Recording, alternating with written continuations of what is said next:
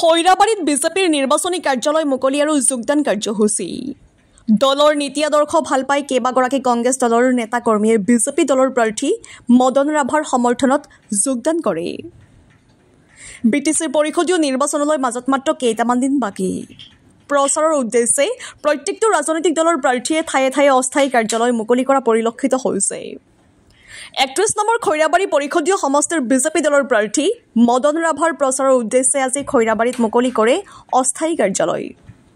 মাংগলিক কাৰ্যসূচীৰে ৰঙা ফিতা কাটি শুভ উদ্বোধন কৰে অসম চৰকাৰৰ জলসম্পদ মন্ত্ৰী তথা ওদালগুৰি জিলাৰ অভিভাৱক মন্ত্ৰী পীযুষ হাজৰিকাই।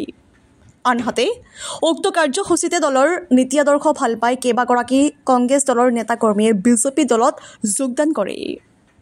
খৈৰাবাৰীৰ পৰা সুদৰ্শন কলিতাৰ ৰিপৰ্ট AN লাইভ।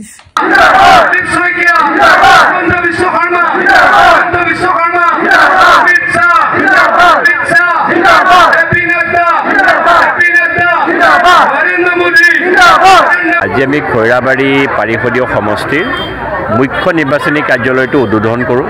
আমাৰ অসম চৰকাৰৰ জ্যেষ্ঠ মন্ত্ৰী আৰু ওদালগুৰি অভিভাৱক মন্ত্ৰী পীযুষ হাজৰিকা ডাঙৰীয়াই কাৰ্যালয়টো উদ্বোধন কৰে আৰু ৰাইজৰ যি বিপুল আদৰণি, আমাৰ প্ৰত্যেকজন কাৰ্যকৰ্তাৰ মাজত যি উৎসাহ দেখা পাইছোঁ। খৈৰাবাৰী ভাৰতীয় জনতা পাৰ্টীৰ দখলত আছিলে, এইবাৰো খৈৰাবাৰী আকৌ পুনৰ ভাৰতীয় জনতা পাৰ্টী আমাৰ মদন ৰাভা ডাঙৰীয়াৰ পৰা জয়যুক্ত হ'ব। আজিৰ পৰা আমি এই কাৰ্যালয়ৰ পৰাই আহিবলগীয়া কেইটা দিনলৈকে ২২ তাৰিখৰ নিৰ্বাচনৰ দিনালৈকে কেনেদৰে আমি আগবাঢ়িম এই বিষয়ে আমি আজিৰ পৰাই আৰম্ভ কৰিম। কণ্টেষ্ট আপুনি জানে, যিহেতু এইটো ত্ৰিকোণীয়া ফাইট হৈ আছে। আমাৰ ইয়াতে এজন কংগ্ৰেছৰ কেণ্ডিডেট আছিলে, তেওঁ উইড্ৰ কৰিলে।